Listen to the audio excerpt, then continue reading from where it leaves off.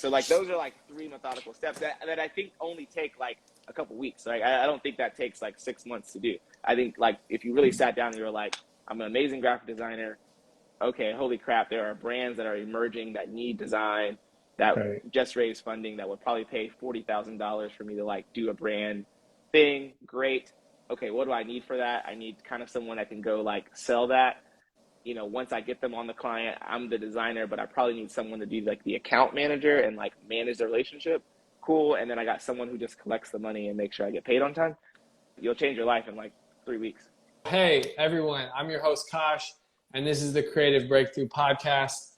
This podcast was created to eliminate the starving artists and give creatives the codes to build audiences, cash flow, and make a living doing what you love.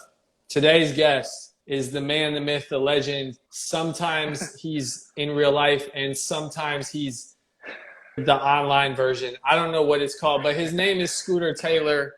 And he's here. What's up, Thank you man? for being here, bro. I appreciate you. I appreciate the warm introduction. What's going on, man? This is long overdue, and I'm excited to be here. And I just appreciate you being here. For sure. This is going to be very fun. Okay, so first things first, how would you describe yourself in one word? Fun. Like fun. I agree. Yeah, that's the word that comes to mind. Like anything I'm doing, I'm trying to have fun with it. Just have a great time. Fire. I totally agree, because I have fun every time I'm with you. That's good. And I'm serious. I'm not just saying that. Okay, so next question is, when did you achieve your first creative breakthrough?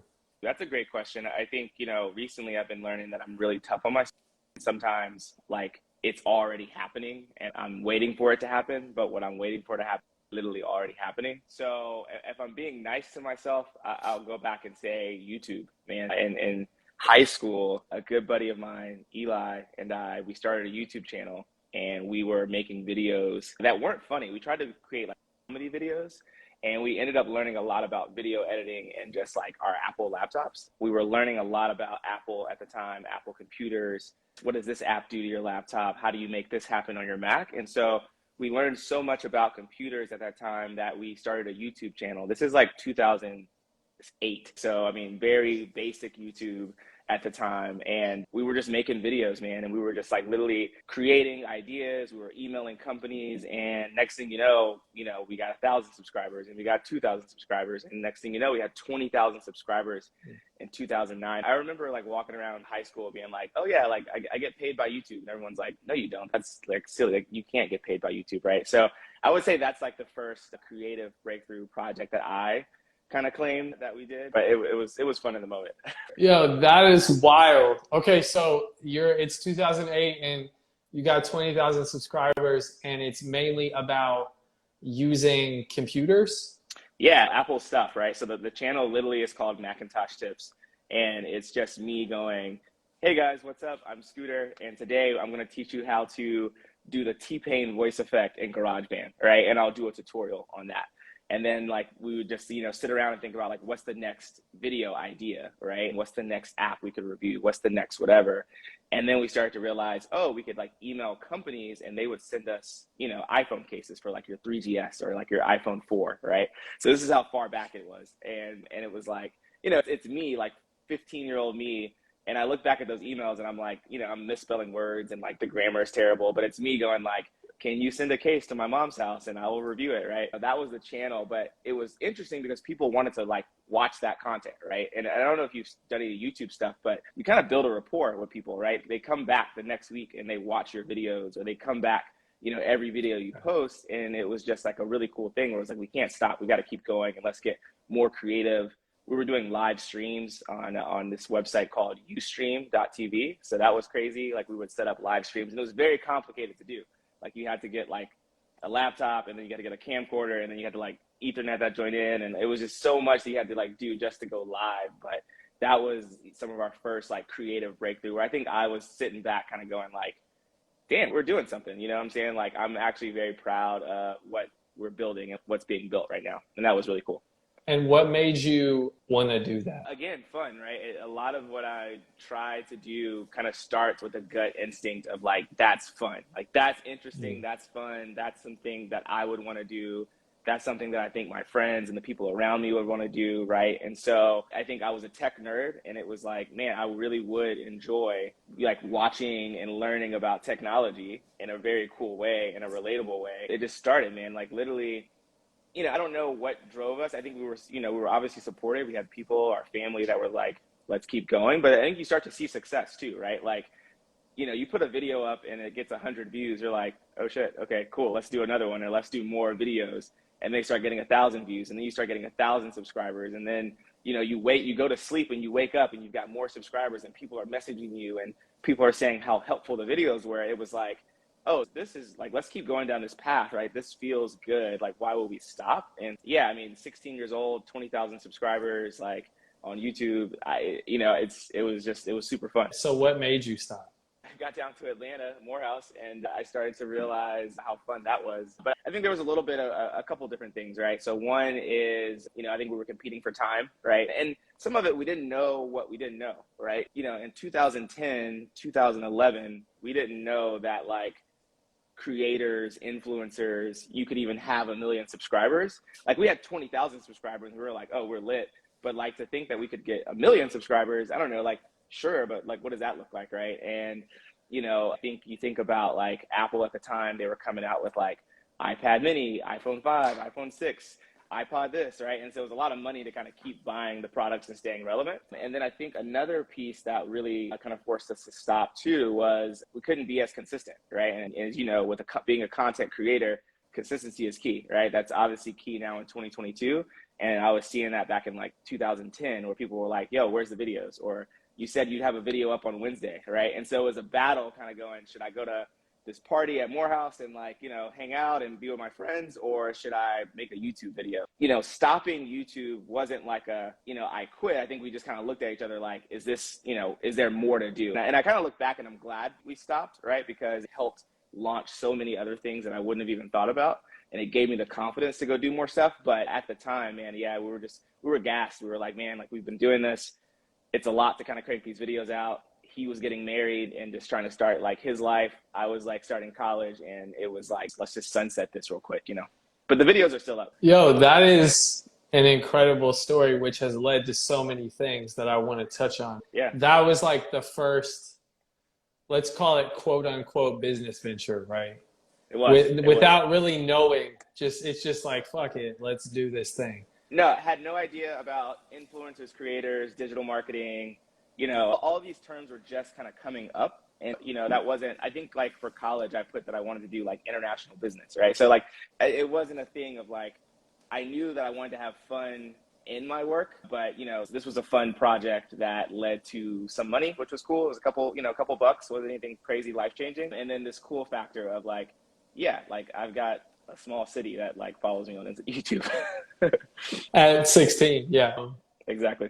Okay, so then help me understand the transition from that into really, let's talk about Quarantine Con, because I think that was a big pivotal moment for you as far as creative breakthrough, but also just as far as like business breakthrough. Yeah, for sure. There's a lot in between YouTube and Quarantine Con.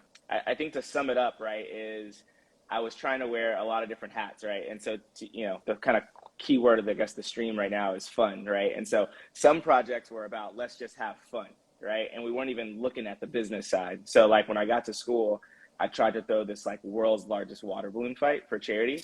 And, again, fun project. Sure, could it lead to money and be business? Sure, but right now it's fun. And so we started to just kind of do that, right? A good friend of mine and I. And then through that led to some opportunities where I got to launch a company. I got to launch a startup in Silicon Valley.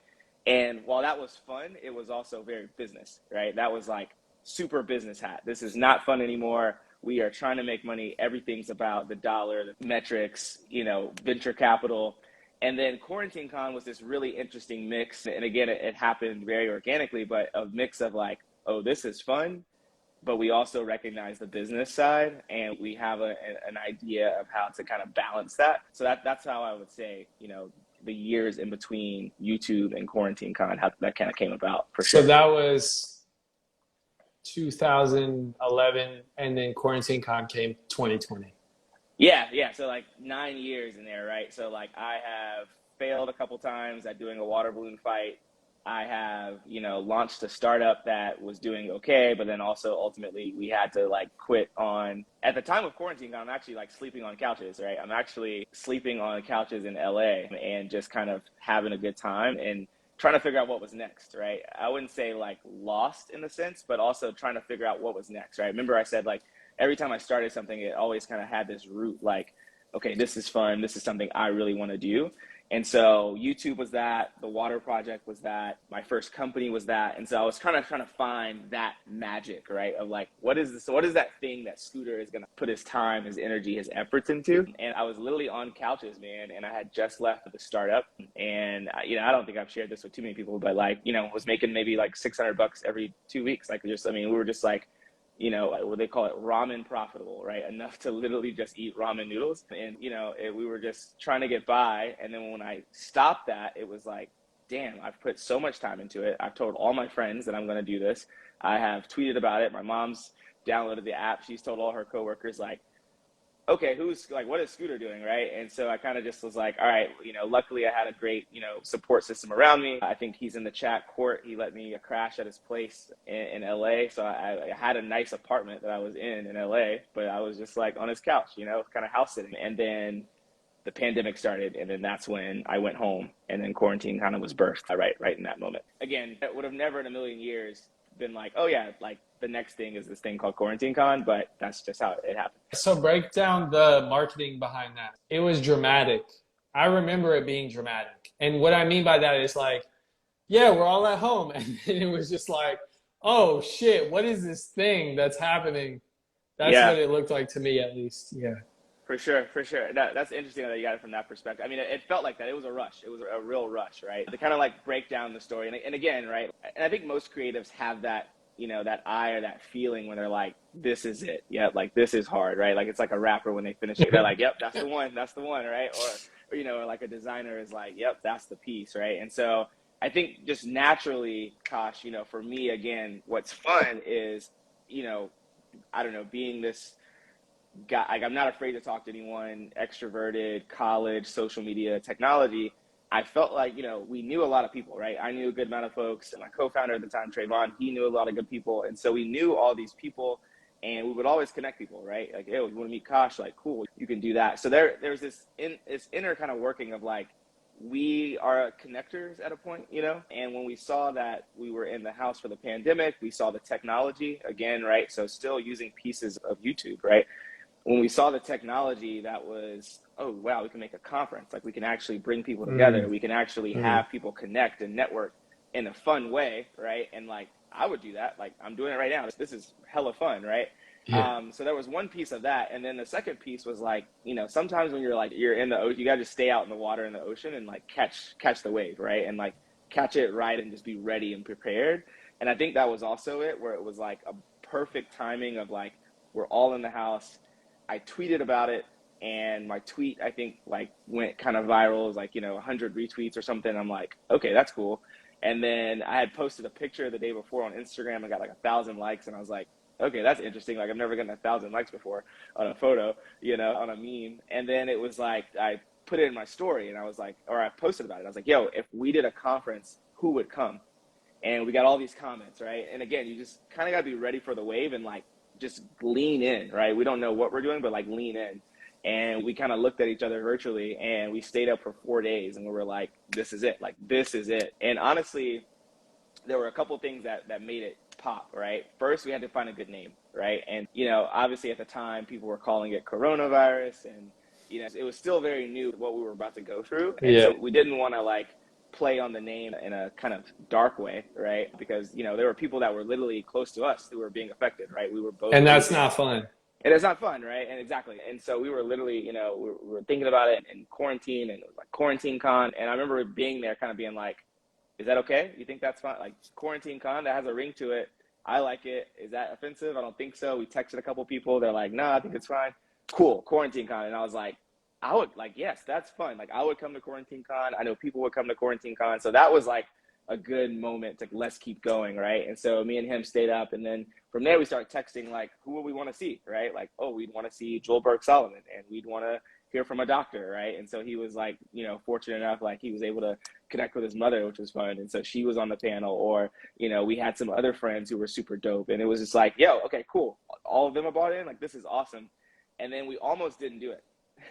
Like, literally, we almost didn't do it, which I look back and I'm like, I'm so glad we actually pushed through. But we brought in some more people and we had a long conversation that night. I mean, literally, we stayed up till about 2 a.m. Memphis time, right? And again, we planned this in 4 days, right? So from, oh shit, let's do a conference, that will be fun, virtual, to we got a name, to like the third day before we like really started to promote it, we were trying to like put the pieces together, and the vision just kind of got away from fun, right? And the core essence of like bringing good people together and having people learn from each other. It started to just evolve, and it was like, this is cool, but I don't know if this is like the fun moment. And if we do this, you guys are actually telling us we should wait.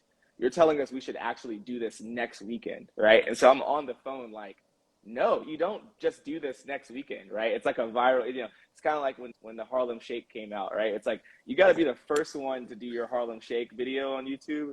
Otherwise, you've missed the boat. It's lame. It's over, right? Right. Yeah. And I was like, yo, if we don't do this now, like someone's going to do it, and then we're going to be second, and like, it's not going to be fun anymore, right? Like, we're going to miss that boat. So literally went to sleep, woke up the next day, and I was like, hey, like, we got to keep going forward. Like, scrap whatever they were talking about. We were pushing forward. And my co-founder was like, cool, like, let's go. And from there, we just put it out to the world, right? And I knew that we had to have really good design to also make it work, right? So like, good name, good speakers, clean design. And then I also knew that like, people obviously flock to things that are also popping. They will be the first one, but if their friend is on it, right? If a couple friends, a cool hack actually was I was interning for All Def, which is like verified account, a super big platform. And I remember posting it and I was like, oh, let me go to the All Def account and like comment, like, this is dope, right? And so then I started to see those kind of comments. But yeah, man, I mean, that's a long answer to like, how do we do it? But it was 4 days of like idea, execution, nothing stopping us. Let's just do this. And you know, again, we had built that muscle up, right? We had worked together before, so we were able to kind of click in that sense. But then we had built that muscle up around, you know, all these failed projects, right? We failed at the water balloon fight. We failed at YouTube, you could say, to an extent, right? So it was just like, oh shit, like all these failures, and like there's still some treasure here, I think, and we can make this thing work. So yeah, a lot in there, I know. No, it's so good because I had a call today with a client, and I literally was like, an abundant life is full of experiences, good and bad, right? Yeah, And it's sure. like, if everything is good, then it's boring. Facts. And if everything is bad, then you're so distraught at it all being bad that you hate your life. So you have to have both, right? And I just find it really intriguing and interesting that you talk about failed businesses, because we look at these things like, oh, I'll never be able to do anything successful. And it's like, no, this is all in alignment with your greater good, but you have to believe that it is. Yeah, and you just got to get your you got to get your ass kicked, right? And like, you know, sometimes it just doesn't have to work out. You got to get like hit in the mouth and kind of understand what that feels like. Like, you have to really understand because sometimes you don't want to feel that again, right? But then you also know that like how much pain I can actually go through, right? Like, building a business, building a $1 billion business, building any business is difficult, right? It's borderline insane, right? If you're trying to build something that's really like high growth and like worth millions, and you're trying to like have generational wealth, like, that's not normal, right? I think you have to kind of train your mind, or at least you have to maybe go through experiences that show that you can actually withstand a lot of the pain, right? Like, can you get shocked every day for 5 years before it actually takes off, right? Like, again, most people would say no, most people think they couldn't, but then you think about maybe some of your experiences, right? Like, oh, I grieved the loss of a family member, or I had a family member incarcerated, or holy crap, I didn't make the basketball team in 9th grade, right? And there are these moments that you're just like, I know how that felt. I got punched in the mouth. I was able to taste my own blood, but okay, I'm gonna keep going. So then when you get into the business side and like you're supposed to be down, or you run into a wall, you're like, okay, it's not as bad as like this other feeling. Like, I can kind of push through. I can wake up tomorrow and kind of keep going. You gotta have the failures, and I'm still experiencing them, right? Like like literally yesterday, you know what I'm saying? Yeah. Like still literally experiencing them. Even when you make, you know, a certain amount of money, or you think like, oh, when I hit this mark, all the failures are going to go away. And it's like, nope, actually there's a whole new door of failures that you didn't know about that's going to happen. You know what I'm saying? Can you share what that looks like now at the level that you're at? Like a failure for you now? Yeah, I think there's a ton, right? I think, you know, I think some of it is, you know, being able to, I would say two things, right? So one is really lean in this owner's mentality, right? So like, you know, it's not about you being the solo entrepreneur anymore, or just even the kid in the dorm room on YouTube, or making the water project. Like there's real things that are happening, right? Like the IRS is very real, and taxes are very real, and like the forms that you have to fill out are very real. And if you don't check the right box, they will actually take the money out of your account with, you know, without you even just knowing, right? And so I think that was a mini failure this week of like, oh shit, I forgot to actually check the right box, and this happened, and like this is catastrophic. Like I probably wouldn't do this IG live if this actually would have like happened. So like on the phone, calling IRS, calling the bank, getting your accountant in, and just realizing like, oh, I have to kind of step myself up and step the level up. No, my friends and like my family probably don't understand this, right? Like they actually don't understand these meetings that I'm probably going into, or have to even be this mature to kind of lean in and like read every document. And I don't want to do it, but like, holy shit, like I've got to actually do this, or this is real stuff. I can't play around with this kind of stuff, right? I think another thing too, and this one I'm still learning. I mean, I think therapy is helping me learn this, is, you know, the success that you want is in direct proportion to the tough conversations that you can have, right? And I didn't coin, that's a tweet that I saw, but I think I've definitely had a lot of my failures, I think, can go back to me being scared of having those tough conversations. You know what I'm saying? Where, you know, team members, you lose them, right? They don't want to work with you anymore, or they, you know, walk away from the business, or, you know, and now you're kind of stuck there going like, this is already hard. It was hard with you here. Now with you not here, it's even harder. And now I've got to like try to recruit more people, right? And like those are real moments that are real. I think another one, I'll share this one too. This one's interesting. So long story short, you know, the company was able to get its highest paid client, right? Like we're literally a year into the business, 6-figure contract, super awesome, more money than we've ever really seen at one time, like from one contract, right? It's like, holy crap. Like if we add all these contracts up, it's like, cool. But it's like this one fell swoop, we're going to be able to do this. Like, cool. Like, let's go. Right. And again, just another reminder of like, you know, when you get to these levels of business, how real it is. And, you know, fun old Scooter in 2011 had some tweets up on his Twitter that were just not favorable, and the client found them. And, you know, it was a real moment of like, are we going to be able to do this? Are you guys still the company to do this? You know, do you have our best interest at heart if you're tweeting like this, right? And so really being able to, you know, kind of come clean, transparent, apologize, ego to the side, own up. But then also the power of having like dope people in the room who want to see you win, right? Who are like, okay, we understand that was 10 years ago when that happened. And we understand that, you know, this is different. You know, you might be a different person or whatever, like the things that you're tweeting, like that was just maybe, you know, you being young and dumb. And that was a near failure that could have also been, I probably wouldn't be talking to you today. I would probably be on my next company, because that was a hard one too. Yeah, those are some failures there. I mean, those are just L's that I'm actually very proud to share, right? Like, I almost lost out on hundreds of thousands of dollars because of some stupid tweets years ago, right? Hey, I woke up to a nightmare when I checked my bank account because I didn't read the tax form and I thought, oh, these people got it, right? Or there's some people that I got to have some difficult conversations with, right? And like that's awkward and that's not fun, but it's for the best that I've got to like have those moments with people. Otherwise, this whole thing is going down. I mean, wow. Yeah. You want to finish the podcast yourself? It's really good.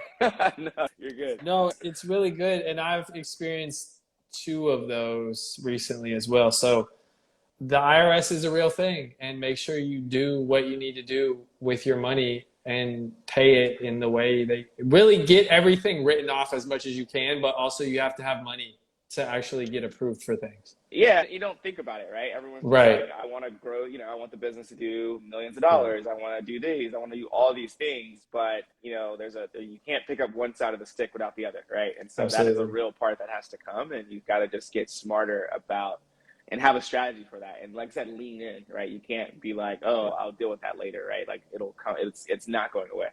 Right. And if you don't take care of it, it's only going to get worse. So that's the first piece of advice on that. And then the other thing you said was the difficult conversations and like losing team members and things of that nature. Like even just this week, like I hired a person and it just wasn't it. Yeah. They were like, yo, I'm going to do this and they didn't do it. And it was like, all right, well, that's the end of that. Like it was very quick. And so I think people, especially creative people, when you're working with people, I think it's important to use your intuition, but also your intuition isn't all of it, right? And so I think it's a big piece and it's important, but you also need to think like about a few things like, does this person have the capacity to do the work? And also, is the energy there between this person to hire them in the first place? There's just a lot of intangibles like body language and just somebody can be saying something to you. And if you look at how they actually look, it's not real. And you got to see through that. But I think the biggest thing is knowing that people will show you who they are very quickly. And you just have to let them do it. And once they do it, you have to believe it. And when you believe it, then you can either accept it and move on like with that person or move to the next. And and I think like, everyone goes through this, right? You're so caught up of what are people going to think, right? What are you going to think? Are you going to think I'm a bad guy if I have this hard conversation with you? What is this person going to think? I don't want to be labeled an a-hole, right? I mean, there's so many different things. And I think, in the grand scheme, we have to understand like people don't care.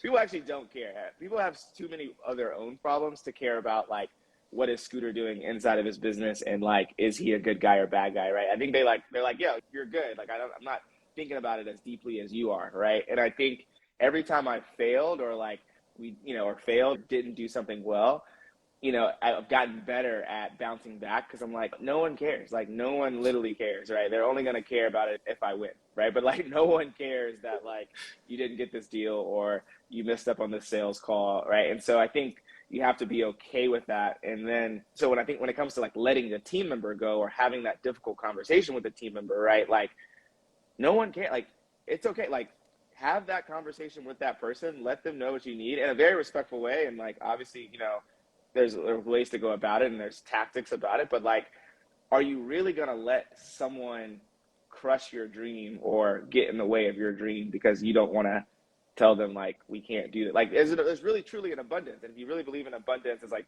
there's an abundance of ideas and people and opportunities, and like like it's not like you're going to go to jail if I tell Kosh, hey man, we've been working on this thing and like I don't think it's going in the right direction, we have to split. Like you're probably going to be angry for a month or 2 months, and then in 2 years you won't care because you'll be on to the next thing, and I won't care either, right? And it's for the best versus like being miserable. And that's tough.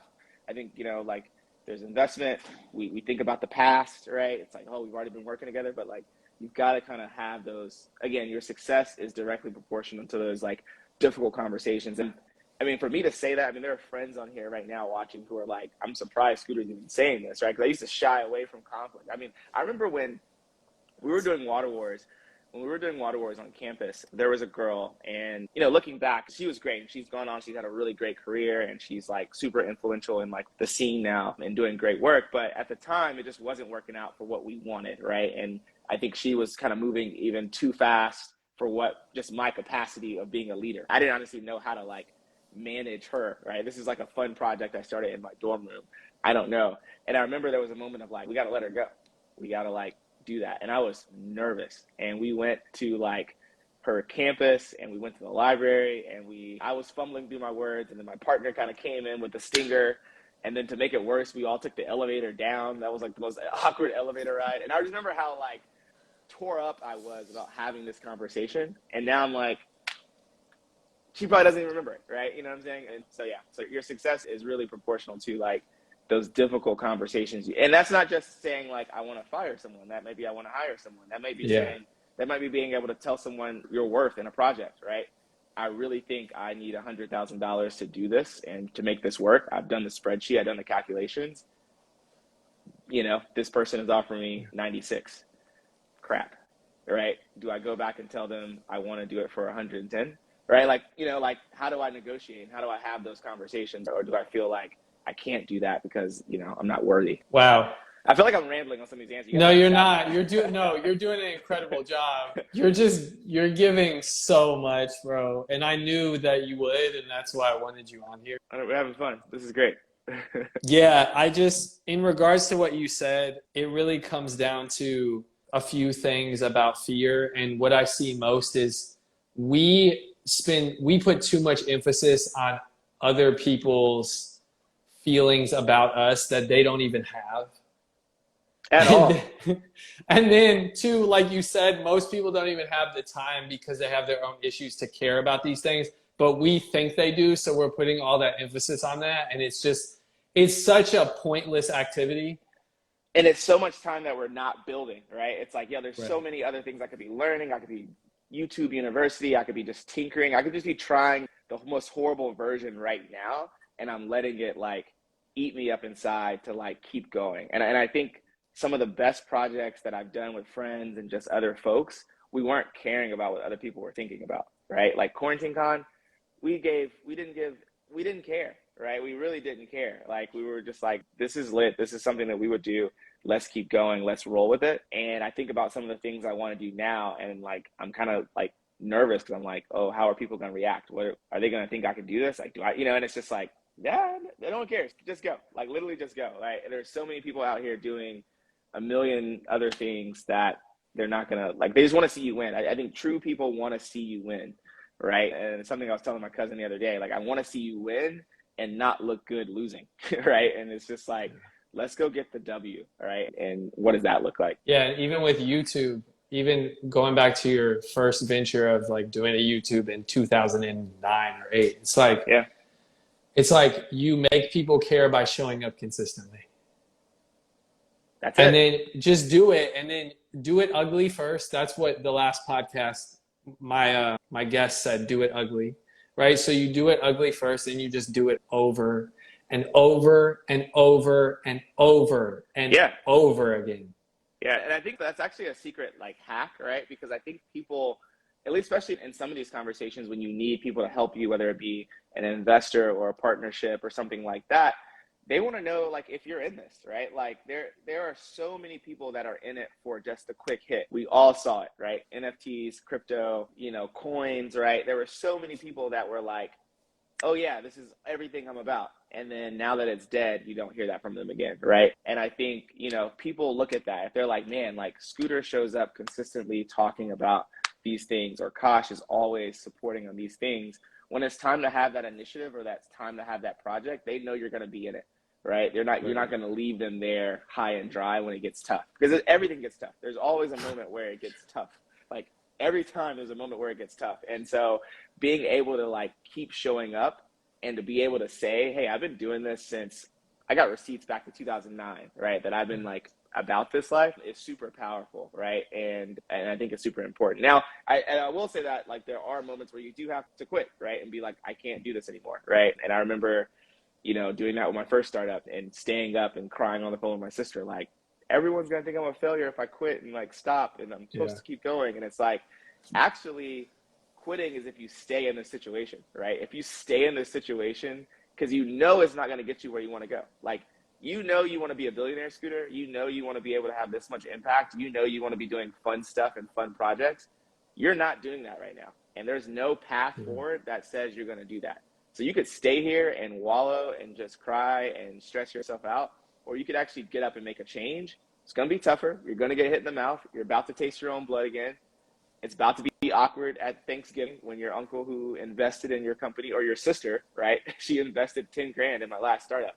Imagine how awkward that was to be like, yeah, I'm actually leaving. I'm quitting. And she's like, what the hell? You know, like I thought we were going to ride this out. And I'm like, nah, this isn't the opportunity. 3 months later, gosh, I did Quarantine Con. The rest is history, right? So many points. The thing I see most is what you talk about. It's like being okay with it not working and knowing that you can quit, but just don't give up, right? And so Yeah. like, and also I think for my own life, what I've seen is, and I had a conversation again about this today with a client, is you might do a lot of things that don't align with you, but they're all just teaching you things for the thing that does align with you. But you have to know what your why is. And so people always told me this, like I would always hear this growing up, like figure out your why. And I'm like, what does that really mean though? Yeah. What does that really mean? And so I think now at 31, I'm just now understanding what that actually means. And it means, at least to me, it means that when you want to kill yourself, like you're just so tired of doing this shit. Like when you just wake up and you're like, bro, I got to get up.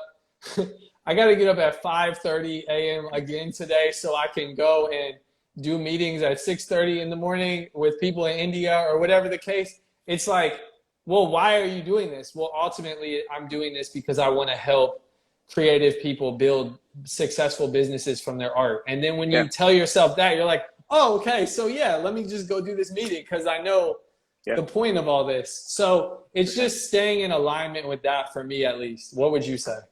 Yeah, I would, right? I remember I was telling you before, like, and on some projects I would put on my fun hat, and then sometime I'd put on my business hat. And when they're kind of out of balance, right, it's like, oh, wait, this is actually not where I want to be, right? Because you have goals, right? I think the why is like the esoteric kind of piece of like very high level, but then there are like real goals of what you want to go do. And you kind of have to like step back and be like, am I even hitting these goals, right? Like, am I even like on that path to doing this? Or is this even the best route for me to do this, right? Like, there's a million routes I could take. There's several there's several paths to the top of the mountain. Am I taking the way that like aligns with me the best? Is it, core to me? Is it true to me?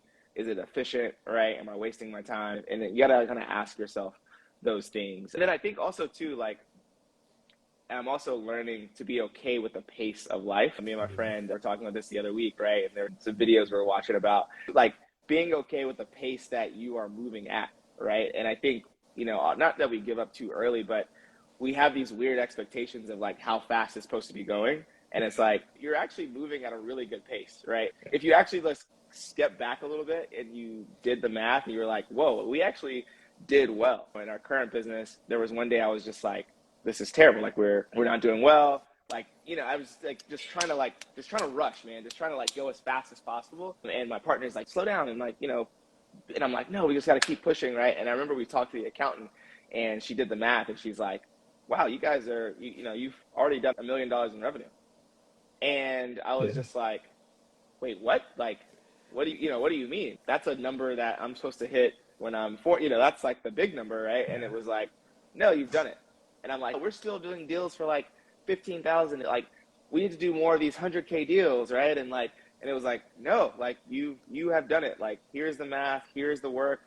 And it was just like, oh, wow. Okay. We're actually doing really well for the resources and for where we are. You know what I'm saying? And, I think sometimes we don't actually know how well we're doing or what pace we should be moving. And we think we're going slower. We're actually going on speed.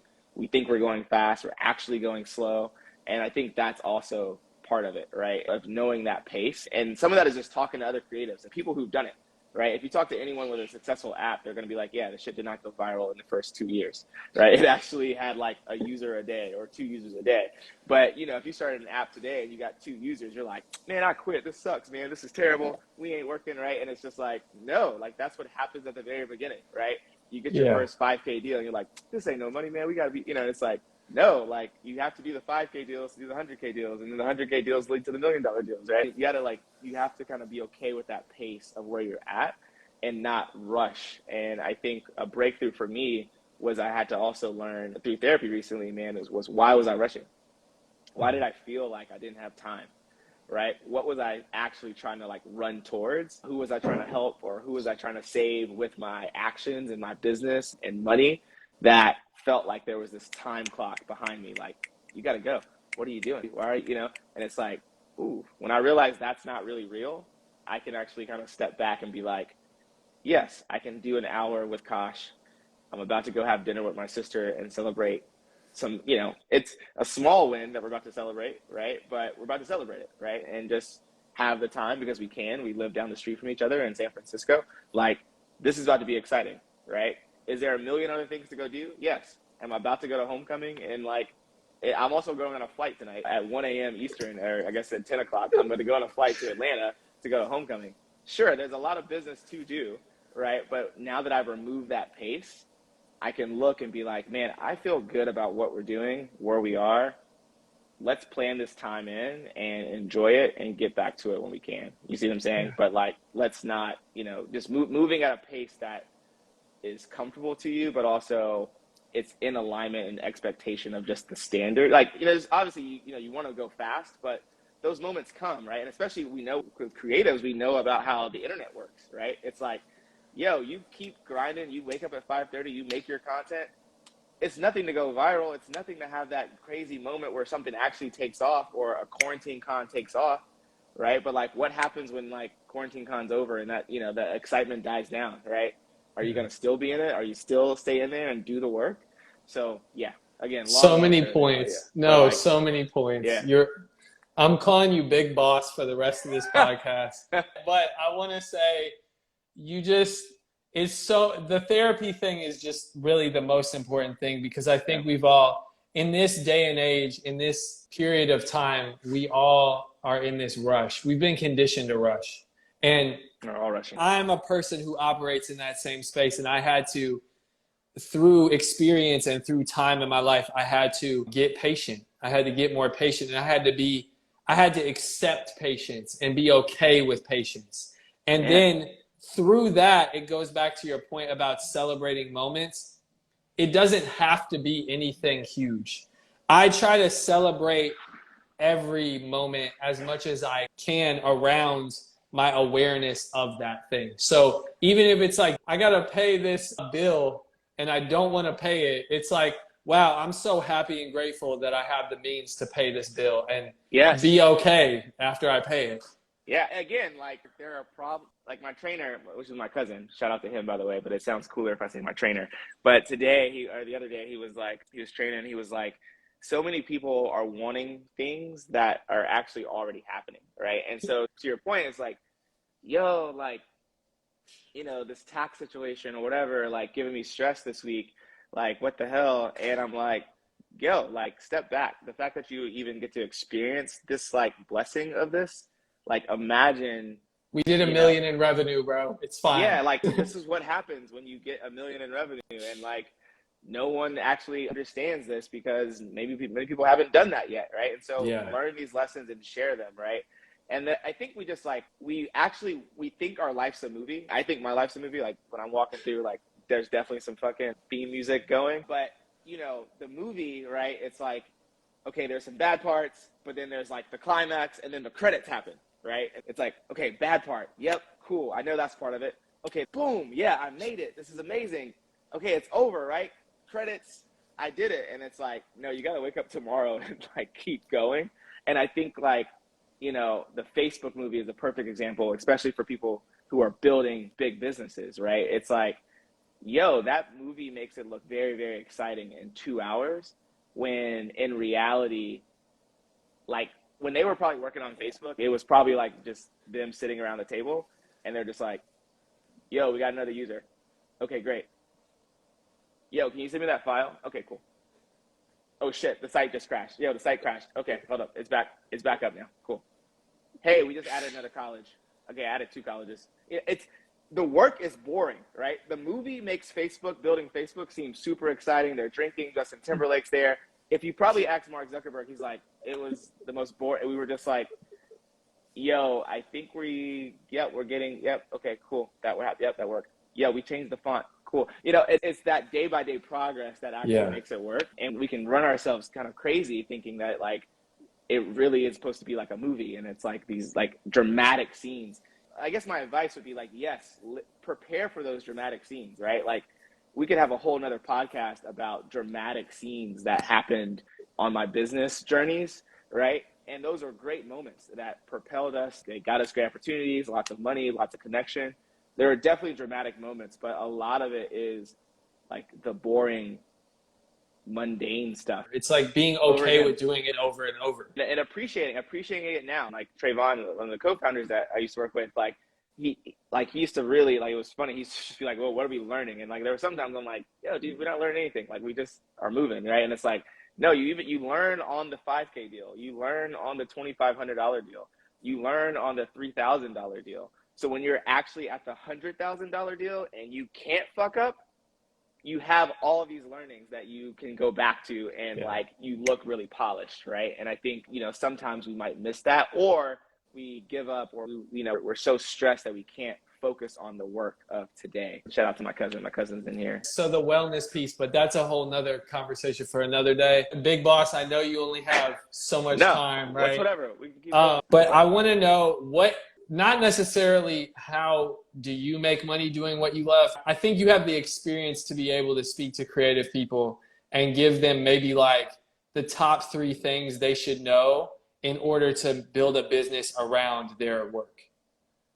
Yeah, for sure. I think you have to have, it starts with that skill, right? And I mean, it's cheesy, like, you know, there's only a few types of businesses. And I think we have to kind of go back to that, right? There's like, I'm a service-based business, I'm a product business, right? Like, so the model. Even if you layer technology, whatever, it's like there is something that you are providing, right? Like you're one of those types of businesses, right? And so I think like if you're in a service, creative services, right? It's like, what services am I offering up, right? And for me, right, I know a lot about marketing, digital marketing, community, technology. You know, you can do graphic design in there, you can do video editing in there. I know how to like manage technology, right? So some people get intimidated with like, you know, managing a technology app, and it's like, yo, I'll just handle that for you. You don't even have to touch it, right?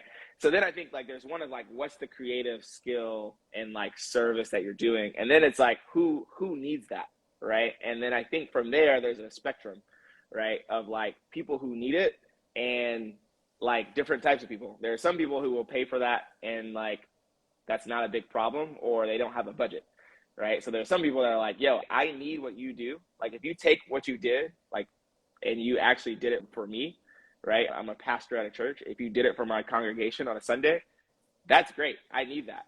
I also don't really have the budget though to like pay you only like $500 a month, or I can pay you in like free dinner after church, right? But if you take those same services, right, and you go to a high growth startup that just raised 30 million in funding, and they're trying to find, you know, people, that might be worth 40K contract, right? And so I think we learned that of like, okay, what did we do on Quarantine Con? What did we do, right? Kosh, like, what did we do? We learned some technology, we designed, we put it all together, we built a community, right? Okay, so there are people that need that, who have that community, who would love us to do all of that work. So there are some people that already have a community, they already have an idea for a conference, so we don't have to create that idea. We just have to do grunt work that they don't want to do, right? Done for you, yeah. Yeah, like, oh, so turnkey, right? So then it's like, oh shit, okay. So then it's like, okay, well, who needs that and at what level? And it's like, oh wow, there are businesses that'll pay like hundreds of thousands of dollars to get this right, because their speakers are high profile, or their company, this is the 15th annual thing or the 40th annual thing. Like this can't go wrong. And so if I now take my services and I know how to like position them, and I stop kind of just attracting or going after the easy low hanging fruit, but I actually put myself in front of those people who will pay top dollar, you'll surprise yourself. And then from there, it's all about infrastructure, right? Like, you know, it's like, you know, getting there is one thing, right? Now you got to like kind of stay there, right? And so like getting the client and like $30,000 or $40,000 or $100,000 client, getting it is one piece. And I think a lot of folks put a lot of energy on getting it. Yeah. Not saying that's not hard, but like getting it is one piece. Then you got to actually execute, do well, so that they either come back or they refer you to the next.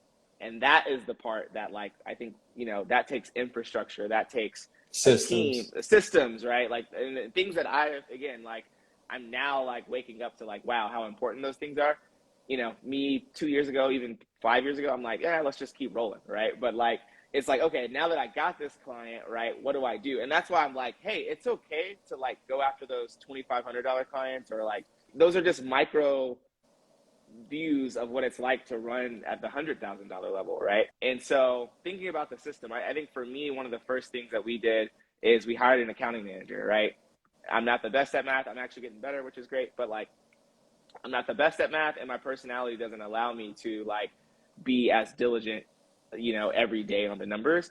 And I was like, we need to get an accounting person for two reasons, right? One, they will keep the book straight. So when it's tax time or when it's time to present documents, everything's in order. I can quickly look up receipts of why and when we did it. But then also it separates me from the money. And I think a lot of creatives need this, right? Even if you just hired your mom to do this, right? Like if your mom's name is Shirley and you went to someone and said, hey, pay me $15,000 for this, and they actually said yes, or even $5,000, right? You can't text them and be like, yo, you send that money yet? Like, yo, I sent you the invoice, right? Go get Shirley to email them, right? Shirley at scootertaylor.com sounds like a professional ass woman. They don't even know it's your aunt or your mom, but it's someone who's not you, that's separated from the cash, who has no emotional attachment. And they're just like, hey, you're past due and this is 15 days over and we need you to pay this now at this account, right? Like, a lot of folks need that, right? And just like that little switch. So that was something for me, one of the first things as well. Again, I think hone in on your skills and talents, what you like to do, understand who needs them, and understand that's a spectrum. There are people that will pay you $500 for that. There are people that will pay you $500,000 for that, right? Where are you comfortable getting that dollar? And then from there, try to set up the infrastructure of what you need to be able to handle more of those, right? So like those are like 3 methodical steps that I think only take like a couple weeks. Like I don't think that takes like 6 months to do. I think like if you really sat down and you were like, I'm an amazing graphic designer. Okay, holy crap, there are brands that are emerging that need design that just raised funding that would probably pay $40,000 for me to like do a brand thing. Great. Okay, what do I need for that? I need kind of someone that can go like sell that. Once I get them on the client, I'm the designer, but I probably need someone to be like the account manager and like manage the relationship. Cool. And then I got someone who just collects the money and makes sure I get paid on time. You'll change your life in like 3 weeks.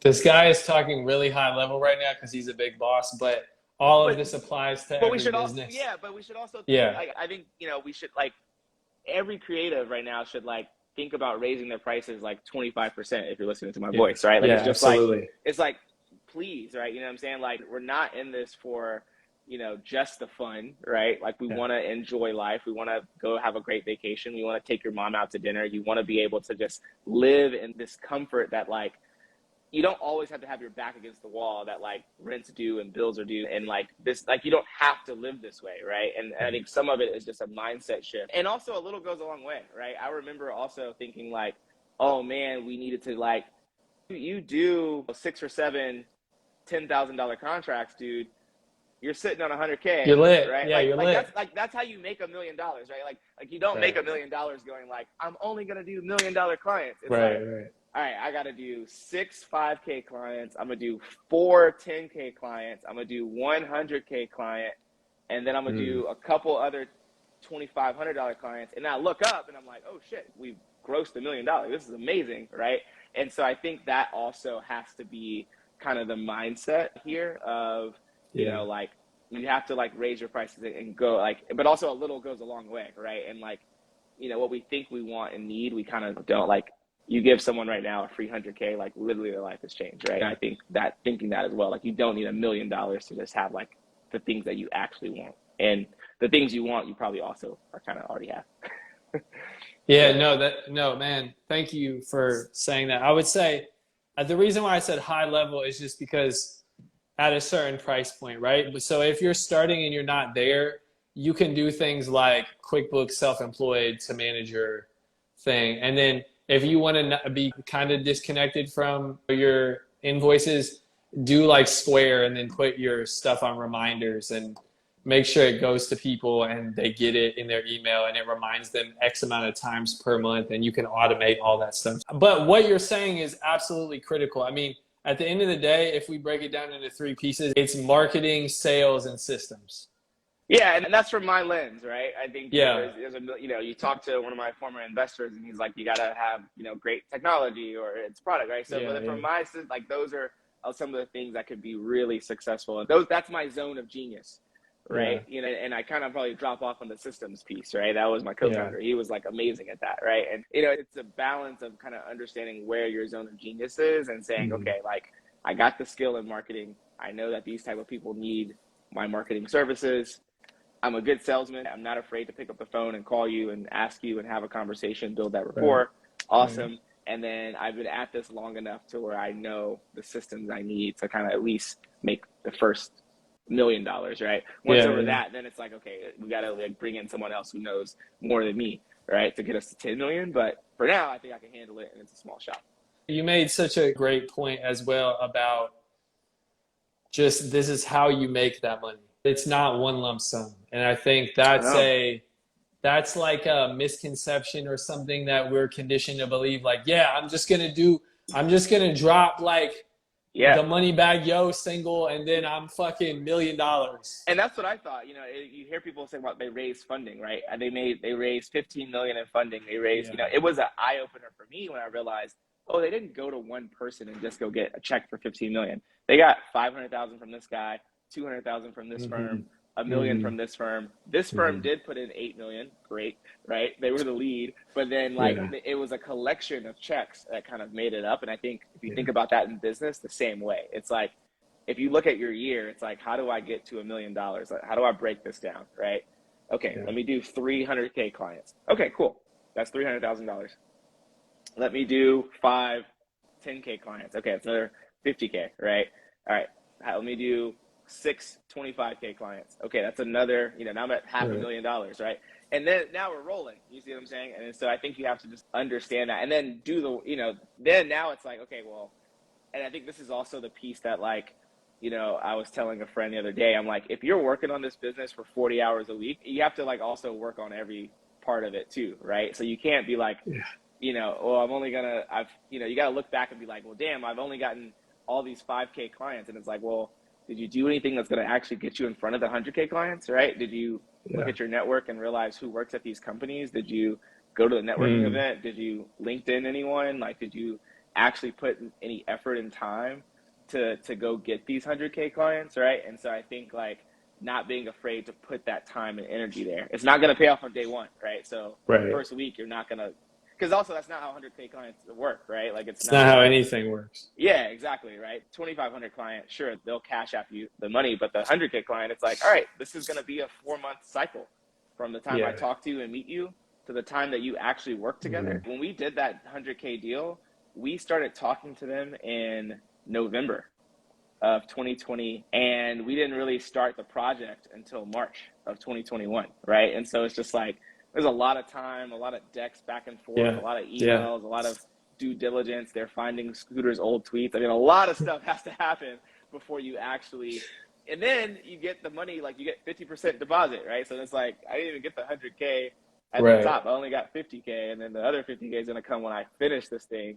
So if I don't do a good job on finishing, I'm not getting the other 50. So it's so many different pieces. And so again, just like be okay with the pace of how this all has to play out.